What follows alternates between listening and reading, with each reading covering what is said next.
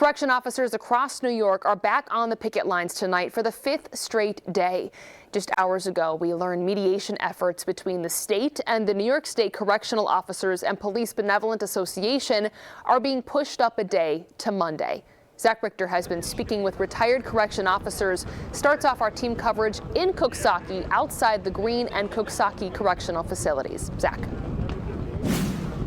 Good evening, Rachel. Well, this is now the 3rd consecutive day of strikes here in Coxsackie, and all of these correction officers and workers are vowing to stay here until all of their demands are met. Well, let's take you back to last night.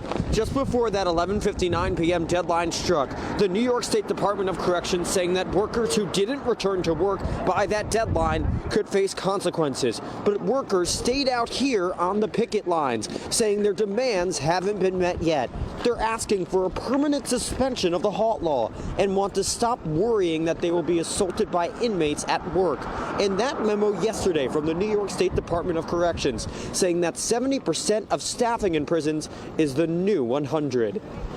Nobody's happy with that. I don't agree with it. 100 should be 100, and that's the bottom line. I know staffing is hard. Who wants to work in a prison? It's definitely a different kind of life, and 100% is 100%. There's no 70, 30. It needs to be full in, as long as they can get people. It's hard for them to get people, and I understand that. Well, this is a live look now just after 6. They will be splitting it up in shifts, and there will be people out here 24/7 here in Coxsackie.